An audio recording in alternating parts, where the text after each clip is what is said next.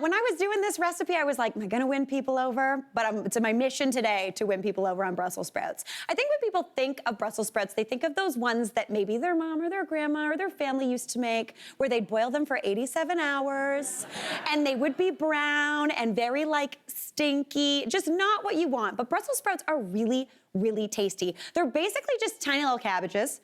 And if you've ever seen these growing on a stalk, it looks like something from space. Like it's a big stalk and these little babies just kind of grow out the side. Really, really cool. So I'm gonna show you how to jazz these up. And I'm not even gonna cook those babies. We're gonna make them into a delicious Brussels sprout salad. Really, really tasty. I love it so much. But first, as you are, what you're wont to do when you're using Brussels sprouts, we're gonna candy something. Again, wild, but we're just gonna candy some nuts because I love a candied nut on a salad, especially this time of year. It brings warmth, brings a little bit of sweetness, and it reminds me of my mom. In like the 90s, all she did was candy nuts. She was like, people are coming over, I got a bottle of store-bought dressing, candied nuts, I'm a chef. It was amazing. So I'm gonna show you how to make these. It's really, really simple. So I've got a few tablespoons of sugar that I've just got in a pan, a non-stick pan, over about medium heat. Now I just want enough sugar to coat the bottom of that pan, and as you can see, it's melting. So sugar, weirdly, is actually a liquid ingredient, because if you add heat to it, it turns into a liquid, not like flour, which would never do that. So as it's starting to melt, you can see there's a little bit of color starting. So basically we're making a really easy caramel. So into there, as this is melting, I'm gonna add in about a cup of walnut halves. I've chopped them up a little bit. You could do this with any sort of nut you want. So I'm just gonna add those on in.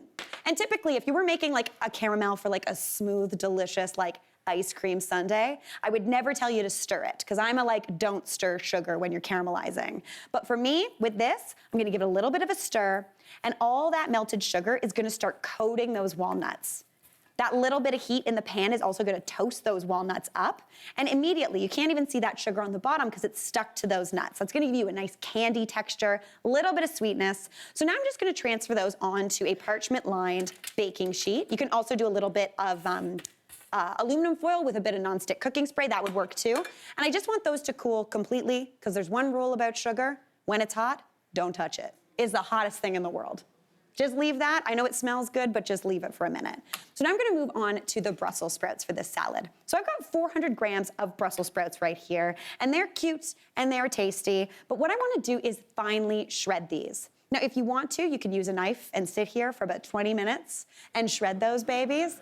But especially around the holidays, I'm always looking for shortcuts. And my food processor has this handy dandy little like slicing blade. And it is something that I only bust out this time of year, but it is so fast. So basically all you do is grab your Brussels sprouts, fill that little chute up a little bit, and then grab the plunger, stick it in, and then, did you see how fast that was? I mean, to me, that is like fascinating. So those Brussels sprouts shred up in absolutely no time flat. Again, just, what a delight. Honestly, this is something every time I'm like, I don't need to bust out my food processor, and then I do this. And I'm like, that was the fastest thing I've ever done in my life. All right, that's looking great. So those are nice and shredded, so I'm just gonna remove that blade from here, and then pop those shredded Brussels sprouts into a bowl. Now I'm just gonna pop them straight on into a serving bowl. And you see that? It's got beautiful texture, really good crunch. They're nice and sweet. But I'm also gonna add in some shredded kale. I'm just using Dino kale or Tuscan kale here. It's really nice and green and it lasts long. And for me, anytime it's around the holidays, I also want ingredients and recipes that I can make ahead. And since I'm using Brussels sprouts and kale, it's really nice and hearty. So I can dress this in advance and it's gonna stay delicious pretty much all night long. So for the dressing, I'm just gonna make a really quick one with 2 cloves of garlic. So pop those cloves of garlic right on into a bowl. I've said this so many times and I'm sorry for repeating myself, but garlic is huge right now. Like the cloves are massive. So I'm gonna stick with 1 clove of garlic. You garlic to your heart's content though. So I'm just rasping that right on into a bowl. And then I'm gonna add in the zest and juice of a lemon. Lemon zest to me tastes the way you think a lemon tastes. It's not vinegary, it's not bright, it's not acidic, but it gives you that bright, delicious, like sunshine flavor. And fun fact, the wintertime is actually citrus season. I think it's like nature's way of convincing us that the sun still exists on those really dreary winter days. It's a really good thing. Now I'm gonna add in the juice of that lemon as well. And that's gonna kind of pickle that garlic a little bit. So it's not gonna be super duper strong. So add that on in. Now I wanna add in a little bit of vinegar. I'm using apple cider vinegar, just a few tablespoons. You could use any sort of kind of like lighter colored vinegar. And then for a little bit of emulsification and flavor, just a couple of teaspoons of Dijon mustard. That's gonna make this nice and creamy and delicious. Give that a whisk up. And then, ooh, I really flopped. Whoa. She's making a mess today. It's the ugly Christmas sweater, I swear. All right, I'm gonna just drizzle in a little bit of oil just to bring that together. That's looking beautiful. Season that up with some salt and pepper. And then all I need to do is toss that onto that delicious bowl of greens. So just pour that all over top. Absolutely beautiful. And then to garnish this baby up, all I wanna add is some onion. I've got some thinly sliced red onion. If you wanna pull back on the flavor of the onion, toss it with a little bit of vinegar too. That's gonna give it a little bit of a pickle, which is absolutely beautiful. Just toss that over. Also, this sounds wild, but if you want, you can also lightly pickle apple slices. Pop those on top too. Give it a bit of a mix. I'm a blue cheese gal because that's what I do, but you can use whatever cheese you want, but some blue cheese on top for me is a dream. Maybe some pomegranate seeds for, again, festiveness. And then we can't forget about those little nuts. So I've got those nuts back here. They are nice and cooled. You can see they're kind of candied and caramelized. So I'm just gonna bust those apart right on top of that salad. And that, to me, looks like one heck of a side dish any time of year, but in particular, when you're wearing an ugly Christmas sweater and you're about to eat some cake. All right, I'm gonna take a bite of this. We gotta take a quick break, but we'll be right back. We are talking what's for dinner on Christmas Eve. I know a lot of people have their go-tos, but honestly, no matter what I'm making, I'm always sure that it's gonna be quick, it's gonna be tasty, and it's almost always the opposite of what I'm gonna be eating tomorrow and for the next few days as leftovers. You know what I mean? You're like, okay, we're gonna have the potatoes, the turkey, all the heavy stuff tomorrow, so I wanna keep things light and bright. So I'm gonna be making my roasted salmon with a pistachio gremolata with a wintergreen salad. Yeah, very excited about it.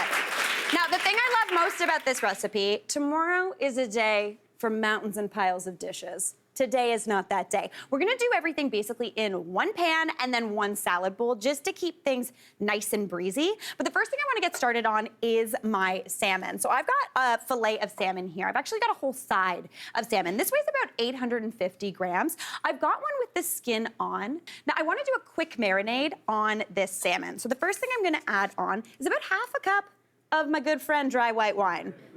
You know? This is the one that maybe you broke into earlier in the day. Maybe you had it a couple days ago, sitting in your fridge door, you know what I mean? So I'm just gonna pour over about half a cup of this, a loose half a cup, you know, you do you. All right, now the good thing about wine is there's a little bit of acidity in there, so it is going to start to kind of marinate this fish really quickly, which is exactly what I'm looking for. But we wanna add some more flavors into there. So the first thing I'm gonna add in is 3 cloves of garlic that I've smashed and just roughly chopped up. I don't want this super finely minced because I do kind of wanna wipe this away after. So add that on in. Gonna go in with the zest of half of a lemon as well. You don't wanna add the juice here though. The juice would almost kind of ceviche the salmon, which is not what I'm looking for. So just kind of get that zest right over top. Now, I'm also gonna go in with some oil. You always need oil to kind of carry flavor and just help everything get to know each other. So I'm going in with about a 1/4 cup of oil. Just dump it right on over. That's just gonna help carry, again, that garlic flavor, that lemon zest flavor. Now, I like a little bit of heat in my family, especially when it comes to salmon. So I'm going on with about a teaspoon of chili flakes. If you don't like heat, feel free to leave these out. You could go in with half a teaspoon, but I'm going big because I like things spicy. Guys, don't worry, that's a teaspoon. We're good, yes. Or it could be just like a teaspoon, you know what I mean? All right, now season that up with some salt. It's a big piece of fish, so you can go pretty liberal with the salt. And then the pepper, again, a little bit of a different type of smoky spice. Now, what I wanna do is give this a little bit of a flip, kind of like this salmon's flopping around on the deck, just to get all that delicious marinade kind of all over that salmon. So give it a flip this way, give it a flip that way to get the skin nice and coated, just in case you got any skin eaters in the house, and then flip it over and leave it flesh side down. What that's gonna do is it's gonna give it the most contact with that marinade, giving you a beautifully marinated salmon. Now, this is quick, I promised you quick. Usually when you hear the word marinade, you feel like it's gonna take a day and a half. You're gonna put it in the fridge forever. No, 15 minutes. Because there's a little bit of acidity in that wine, you don't wanna leave it too much longer than that, because that's gonna kind of almost pickle and preserve the fish, and we don't want that. So I'm just gonna go in. Oh, this is gonna be heavy. Gotta put that one down. We have the magical, wonderful culinary elves here at The Good Stuff who already did this. Looking beautiful. So I'm gonna pop this one in the fridge. Again, 15 minutes, but if all you have is 5 minutes, feel free to just do 5. That doesn't close. What a day, everybody. The night before Christmas, you know? All right, now I have got this beautiful fillet of salmon, again, flesh side down, so it's got nice contact. Now I'm gonna flip this over, and you can see there's a good amount of garlic still on there. There's those chilies. There's a little bit of color change, but that's because of that acidity in the wine, but that's fine. Now, if you wanted to, you could also do this in a zip top bag and put this onto a sheet pan. But what I'm gonna do is I'm actually gonna, very precariously, so this is the only reason you might wanna switch it up, pour this marinade out, because we're done with it. It's done its job. So I'm gonna get rid of that marinade and just kinda dump most of it into a bowl just to discard. Not all of it, you don't need to get rid of all of it. Felt like I was winning a prize. Doesn't it look like a baby? Or like I just won Miss America. Very exciting. All right. Now I am gonna dry off the top of this salmon fillet just to encourage a bit more golden brown. If you don't do this, it'll poach a little, which is not a bad thing, but just dry off that top just to give it a little less moisture, because that'll give you, again, more golden brown color. Beautiful. Now I am gonna add a little bit more oil right on the top just to get things going. And then for this salmon, it only takes 15 to 18 minutes in a 400-degree oven. Super, super quick. So I'm gonna pop this in. And then while that roasts away and gets absolutely beautiful, I'm gonna make a gremolata. Now, a gremolata is kind of a savory sprinkle. It's usually used on really kind of slow roasted meats. Really, really beautiful and tasty, and it's super simple to put together. So I've got a little bowl here, and into there I'm gonna go in with some pistachios. Pistachios are not normal in a gremolata, but it gives a bit of crunch, a little bit of a festive kind of charm. So I'm going in with a 1/4 cup of pistachios into my bowl. And then into there, I'm also gonna go in with some herbs. Now that is typical in a gremolata. I've got some basil here. He's seen better days, but he's doing his thing. So we're gonna eat him up, and it's gonna be great. So you want about a 1/4 cup each of some basil and some parsley. That's gonna give you a really nice flavor. I love the flavor of basil. It's a little licoricey, but in a good way, in my personal opinion. And again, parsley just tastes like the color green in the most beautiful way. So about a 1/4 cup of each. Give that a nice chop up. You can go as fine or as chunky as you'd like. I'm gonna go a little bit chunky today so you can see those beautiful, beautiful herbs. Give it a nice rough chop. All right, I'm gonna pop that on into my bowl as well. And then I'm gonna add on the zest of the other half of that lemon. I've got it right here. Give that zest in. Now, if you wanted to make this a little bit more like a chimichurri, you could also add in some lemon juice. That will make the herbs a little less bright and green, but this is gonna give you that lemon flavor without giving too much acidity or really any acidity. So it's gonna keep everything really bright and fresh. All right, lemon zest is in. I'm also gonna go in with 1 or 2 cloves of garlic, just rasped right in. You want it super fine so it gets in there. And it's Christmas Eve. You're not having anyone over that you don't know. It's okay if you're gonna eat a little raw garlic. It's gonna be a good thing. Tap that on in. Perfect. Season that up with some salt, maybe a little bit of pepper, and then you just wanna give that a toss together until it comes into a beautiful kind of sprinkle. This is essentially what a gremolata is. It's sprinkly, it's delicious. If you did want a little saucy consistency, a little bit of olive oil in there, a little bit of that lemon juice, that goes towards a chimichurri, but that's okay, you do whatever you want. I am going to start putting together a salad. We're gonna take a quick break, but when we come back, I'm gonna put this whole meal together. We are back in the kitchen, and I am making my roasted salmon with pistachio gremolata and a winter greens salad. Now, I have got this beautifully roasted salmon here that looks absolutely stunning. In my personal and professional opinion, the only thing that can make this more delightful is a little bit of that pistachio gremolata. So before the break, we marinated this salmon very, very quickly. I like serving it just in this container. Everyone can kind of like pick off the piece they want, go to town. It's really good cold as well. So if you wanted to make this earlier in the day, pop it in the fridge. But we're just gonna scatter some of that beautiful pistachio and delicious herby gremolata on top. There's some garlic in there. It's a little fresh. Again, I love a savory sprinkle. To be honest, I prefer a savory sprinkle to a sweet sprinkle, and that is probably a chaos statement, but I'm fine with it. It's the holidays. It's when you like let people know how you're feeling. It's a good thing. All right, now maybe not. Yeah, I'm gonna save the rest of this, and you just serve it alongside to just add those bright pops, looking beautiful. Now during the break, I was getting to work on this salad, a wintergreen salad. One of my favorite lettuces that I usually actually find more so in the wintertime is baby gem. So baby gem is like tiny little romaine hearts. They're so crunchy, they're so delicious. They're arguably the cutest lettuce I've ever seen in my life. And all you need to do, you don't have to tear them up, is just pop them off of their little kind of base and pop them into a bowl. I like leaving them whole. It's a bit of a knife and fork salad, but that's okay. I did this work. You can cut up your salad. You're feeling good. Now, I've also got some radicchio. I love radicchio. It's a little bit bitter. It also adds that beautiful kind of festive burgundy color that looks so bright and fresh. If you don't like a bitter lettuce, obviously feel free to leave this out. Or you could try chorizo, Treviso is like the longer radicchio, a little less bitter, very tasty. And then I also have endive. And endive always feels like I'm going to a fancy cocktail party and someone's gonna give me like lobster on this, like a little boat. Has that ever happened in my life? No. Would I like it? Yes. So I like adding those little spears in as well. Again, the white part is a little more bitter, but it's absolutely beautiful. Now I've got a dressing here that I've just made with a little bit of maple syrup, a little bit of Dijon, some apple cider vinegar, and then the juice from that lemon that I used on the salmon and in the Gremolata. Some oils in there, and then I also have some shallot, because I love that little pop. It kind of pickles in the dressing. So I'm just gonna add that right on top. I like a well-dressed salad. Give that a little bit of a toss, and then you want to top it. Again, we've got sprinkles on the salmon. I don't want the salad feeling left out. So I have got some beautiful orange segments. You could also do a little clementine if that's what you're feeling, because I don't know about you, but my clementine consumption goes way up this time of year. Add those right on for some bright freshness. Again, to mimic that salmon, a little bit of some chopped pistachio. And then I'm never saying no to some feta cheese. I know we're having fish, and I know we're having cheese. It's fine. It's delicious.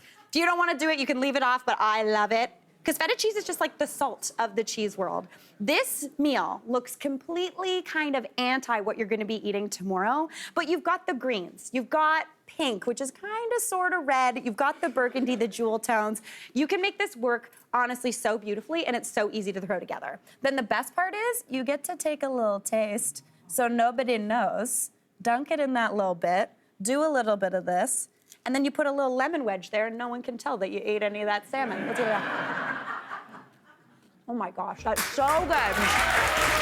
I'm kicking things off with perhaps the classic salad that, in my opinion, is an absolute stone cold stunner any time of year. It is perfect as a main or as a side dish, and I'm giving it a little bit of a wintry spin with my personal fave, dark leafy green. We're gonna talk kale later. I know it's not everybody's fave, but I'm gonna convince you that kale is delicious with this kale chicken Caesar salad. How does that sound? I'm very excited. All right, now to get started on this recipe, we obviously have to get started on the chicken, because that's gonna take the longest to cook. I'm using chicken thighs today, boneless, skinless chicken thighs. Oftentimes you can get these on sale, you can buy them in bulk. They're really, really great to have on hand. I'm using 6, you can use up to 8 to serve 4 for this recipe, but my sneaky hack later on is actually if you just do 6 and you just cut them up, everyone thinks they're getting more chicken than they are. So that's a little bit of a money saver that I do in my house. So I've got those laid out just on a parchment-lined baking sheet. If you want, you don't have to use the parchment. You can also do just a bit of oil or cooking spray down, but that makes for easier cleanup, which I absolutely love. So now what I want to do is give a little bit of like a Caesar salad vibe onto those chicken thighs. So in this bowl here, I've got a 1/4 cup of melted butter. That's going to be beautiful. Yes, Caesar salad usually doesn't have butter in it, but like, why not add some butter? 'Tis the season, you know? Now into there, I'm gonna go in with the zest of half of this lemon, just a little bit, just to give it that zip and zing of a classic Caesar salad dressing. So I'm just gonna zest that right on over top it. Anytime I'm zesting citrus, whether I'm doing it for baking or savory cooking, I like to do it right over the bowl or the container that I'm adding it to, because as you're doing it, a lot of those oils actually kind of spray out of it. And if I were to do it on my cutting board, that would smell like a delicious cutting board, but most of those oils would just kind of soak into that wood, so you're losing a lot of flavor. So that's gonna be perfect right in there. Now into there, I'm going in also with 2 cloves of garlic. This is gonna be punchy. And again, I'm going to just grate this right on in, straight over the bowl. If you just have like a garlic masher, feel free to use that. If you have the patience and wherewithal to chop your garlic, feel free. I do not. I hate chopping garlic. It's my least favorite thing to do. You know what? The only time I ever zest a lemon over a board is if I've chopped garlic on that board, because it's stinky. Not what I'm looking for. So this is gonna be nice and punchy and delicious, but that garlic is gonna mellow out as it roasts in the oven. So that's going right on in. Give that a little bit of a mix together.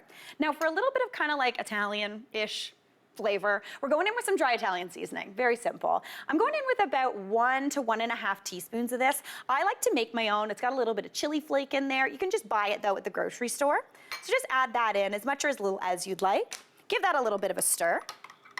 Now I'm gonna season that up with some salt, a little bit of pepper as well, or a lot of pepper. If you're someone who likes a really, really kind of peppery Caesar salad, feel free to go heavy on that pepper. But now, just to kind of give this a little bit more body so it really sticks onto that chicken, I'm going in with a little bit of ground Parmesan cheese. Now, if you don't have ground, this is the stuff you can either buy in a shaky can, which I do love. Don't be mad at me, it's delicious.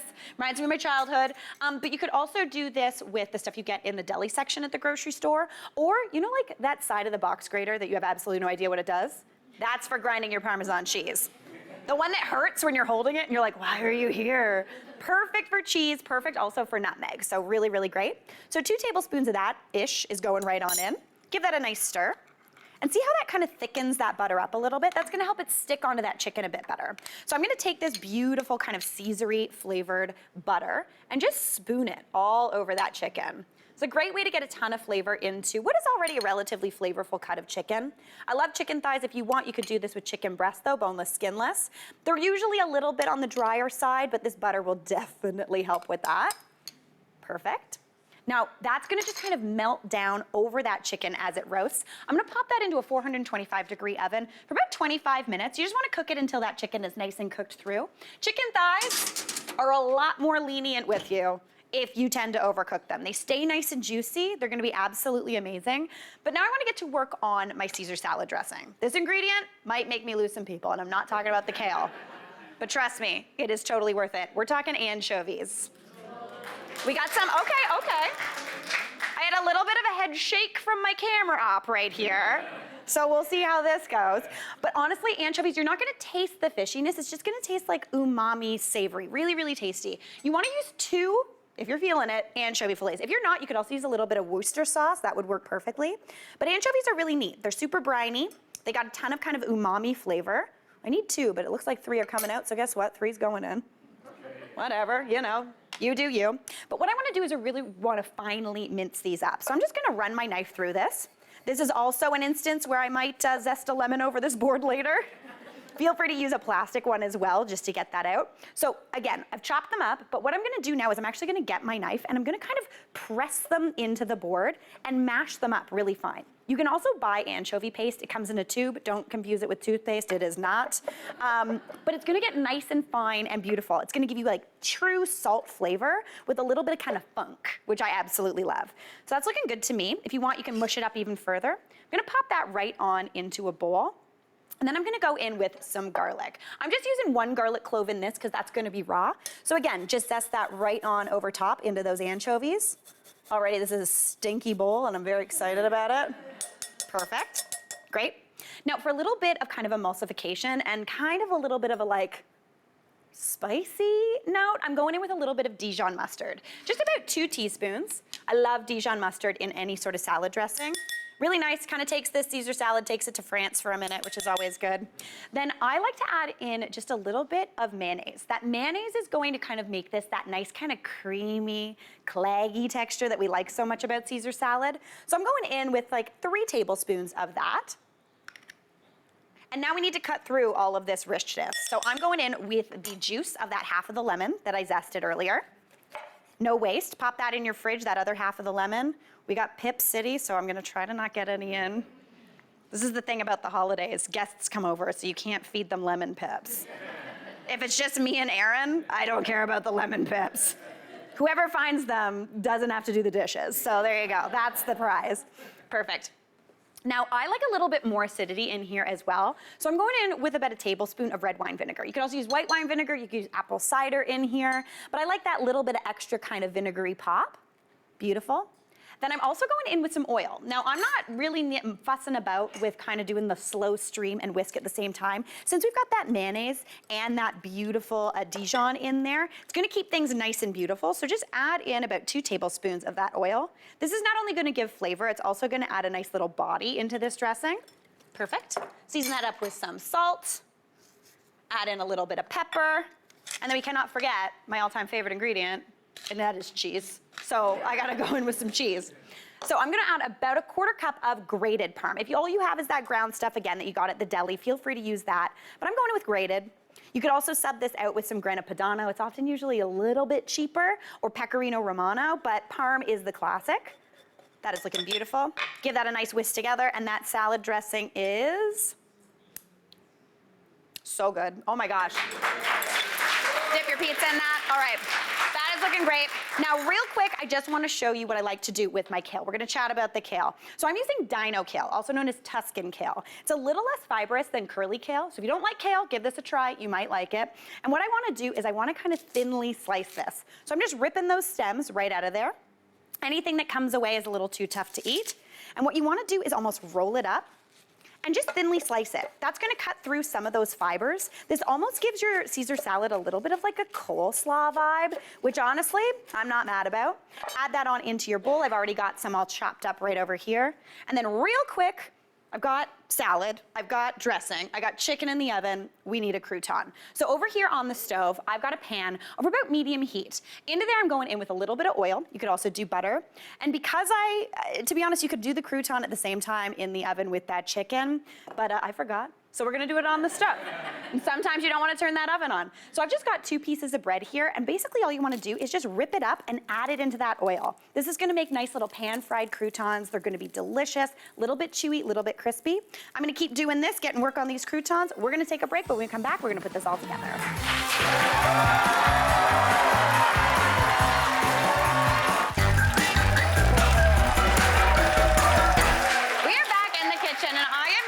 My kale chicken Caesar salad, and it smells really good in here. I'm feeling very excited about it. So I have got that chicken that has roasted up beautifully in the oven. You see that butter has kind of melted down over those chicken thighs. It's a little bit golden brown and caramelized. It's garlicky. That Parmesan has kind of held it onto the chicken as opposed to letting it all just melt everywhere.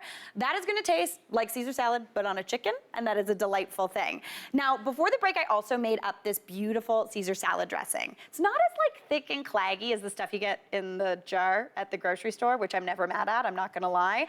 But this one is really nice, it's bright, it's delicious. Now, one of my favorite things about swapping the classic like romaine lettuce with kale is you can actually dress this pretty well ahead of time, because that kale is nice and sturdy. It's gonna hold its shape, and while it sits, it just gets a little bit more coleslaw-y, but in a really good way. I'm not mad about it, I'm very excited. So I'm gonna add that beautiful dressing right on to that great little kale. And again, since we thinly sliced it, it kind of breaks down those tough fibers that are going on in there.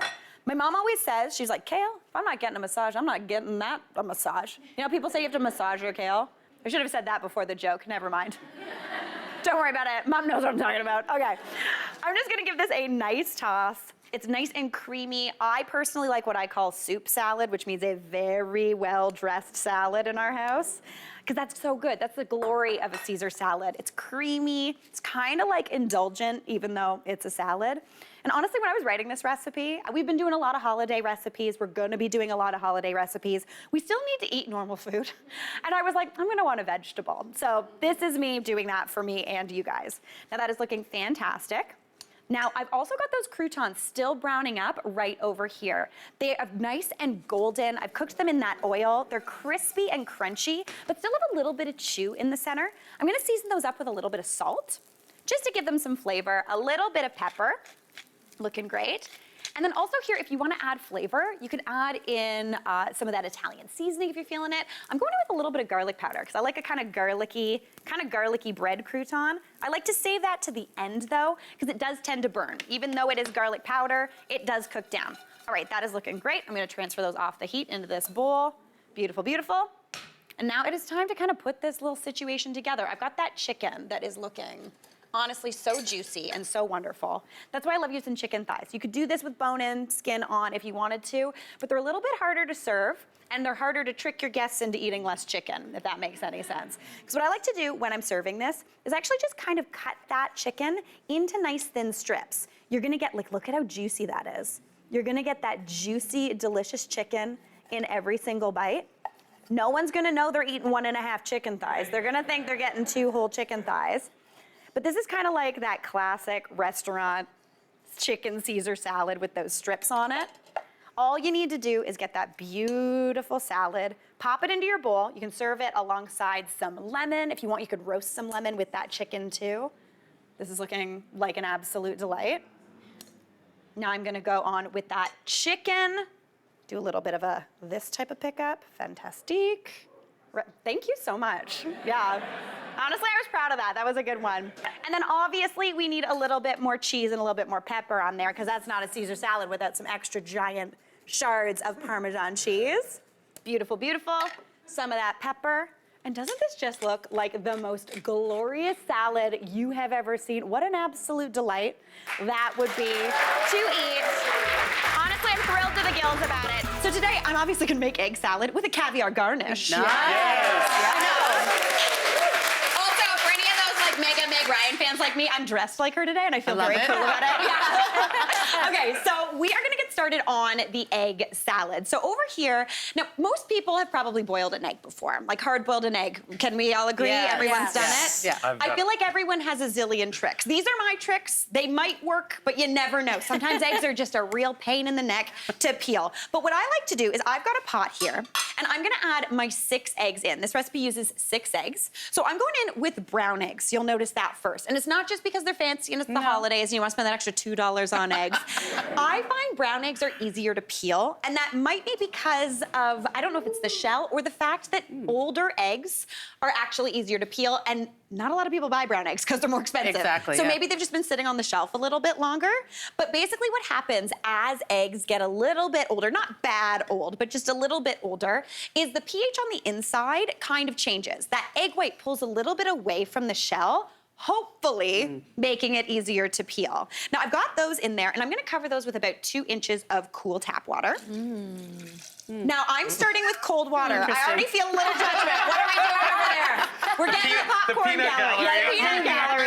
over here. So I like starting in cold water, and then I bring it up. I know a lot of people, if I'm doing a jammy egg, I like to start it in boiling water and let it do its thing. But I started in cold water, and then this is also, maybe this is an old wives' tale, something that I just do because I feel like my Nana did it. I also add a little bit of vinegar into the water. I feel like it's science. I feel like the acidity kind of works to break through the eggshells. It might be a lie, but it works for me.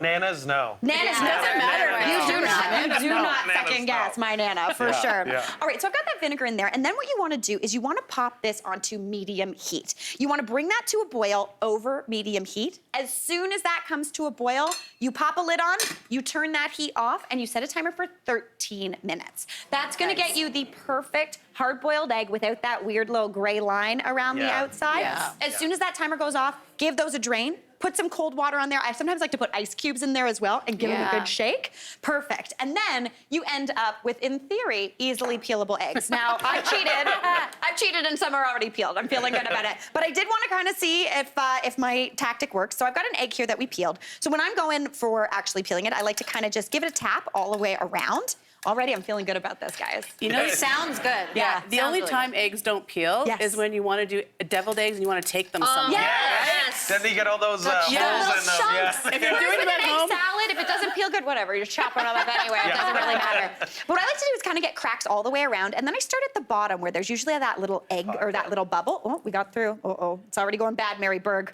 If you see yolk, you've gone bad. no, I think it's going to be Okay, good, I'm feeling actually. good. Okay. But the trick is you want it, there's this little kind of inner shell, this inner layer. You want to get membrane? under that membrane. Yeah. Because that's going to help kind of peel this away. Honestly, I'm feeling okay. Look at that. She's going okay. She's a beaut. Okay, I'm not gonna make you watch me peel an egg, but you get the gist, right? You get the gist? Okay. So you just keep peeling that until you're all good to go, and then you pop those eggs into a bowl. That's those 6 eggs chopped up. Chop them up however you would like. Now into there, I'm gonna go in with all my mix-ins that make this into a delicious egg salad. So egg salad is something we always have on our Christmas morning breakfast table because we do bagels with smoked salmon and cream cheese and egg salad. So this is definitely on there. I'm going in with about 3 tablespoons of mayonnaise for that creaminess. 2 or 3, whatever you're feeling. And then Andrea Bucket's favorite ingredient, we're going in with some Mustard. Mustard. Yes. A little bit of a pop, just a couple of teaspoons right good. on in. And we're doing grainy. If you don't have grainy Dijon, that's fine, but these give those little crunchers, Yeah. which are so, so good. Now into there, I'm also going in with half of a minced up shallot. Shallots are nice, they're a little softer, so you're not gonna get onion breath. Yes. Which is always good when you're Christmas morning or having a party. Or you're meeting Tom Hanks. You don't want onion breath. what? No. Yeah. I also like to add in some radish. Radish gives a little bit of peppery, little color. Yeah. So just a couple radishes minced up.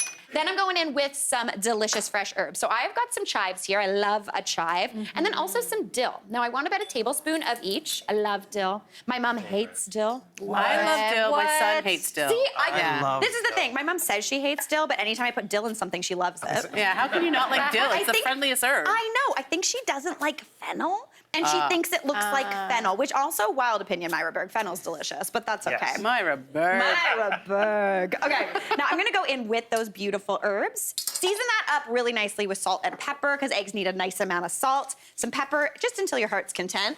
Then give that a nice mix together, just until it comes together into a beautiful, That is kind of beautiful. spoonable mixture. See Looks that little so pop good. for the pink? Yeah. So Yes. pretty. The color. The color. And the thing Yeah. is that yolks kind of break down, make it a little bit more yellow. It's totally beautiful. Now, since this is eggs, I'm gonna pop this in the fridge because you do want to keep it cold. But I want to serve this up with some delicious little toasts. So egg salad's going in. Obviously, you would cover it because, you know, going into the fridge with eggs, give it a cover. But over here, I have got my pan. I want to give some nice kind of grill marks on some brioche. So I have some brioche over here, as well as some butter. So what I'm gonna do is get a little bit of that butter, smear it on to my little brioche toasts. And then we're just going to kind of griddle those in that pan, almost like you would a grilled cheese. Gorgeous. And also brioche has a ton of butter in it. Why not add more butter? Why not? It's the holidays, 'tis the season. So add that into the pan, let that start griddling up. It's gonna be beautiful. Use about 4 pieces. I've got some right over here. I'm gonna cut these into nice little triangles, just to make them really cute. You could do fingers if you're feeling fancy, but triangles are always good for me. Are we like when we're Triangles are the only way. I was Let's gonna just say, say. do we have any people who cut their sandwich in a rectangle? Chaos. It is chaos. No, and then when you do it like that, you can be fancy and call them points. Toast toast points. points. So let's put those toast points Beautiful. all the way around here, like a little sun. Because honestly, the scene in this You've Got Mail is the spread at this dinner party is wild. There's a turkey, Yeah. there's egg salad. It doesn't make any sense. There's nowhere to sit to eat the turkey, so I Who don't did understand. the food consulting on that? I don't know, but I love it so much. So I've got those points down, but now I'm gonna go grab that egg salad. So if you want to be kind of casual, you can just leave it in a bowl, put it in a nice bowl, or you could be like the movie and put it in a ring mold. I know. So I've got that. I lined it with a little bit of plastic wrap. Let's see if this works. It might not, but I'm excited about it. I've got my plate right in the center. Flip that on, and then give that a flip over. Cross your fingers. Okay. Dun dun. Yeah. She's pretty. This is the time of year. If you want to go a little bit kitschy, you go a little bit kitschy. We've got that good. beautiful egg salad, and then of course, we simply must add our caviar garnish. Yeah. I am using a little bit of salmon roe here. You do not have to do this. Obviously, caviar is a fancy little accoutrement, but you can put it right in the middle. You can put it right along the side. You want that beautiful little bit of caviar. Basically, we are making double egg salad here. Yes. I'm so feeling good. Texture too. Right, the little pop, the little salty brininess. We can add on a few more of those chives right on the top, maybe a bit more my God. dill. And you, my friends, are in for a classic retro meet cute with Tom Hanks. Hey, Mary here. What did you think? Drop your comments below and don't forget to like and subscribe for more of the good stuff.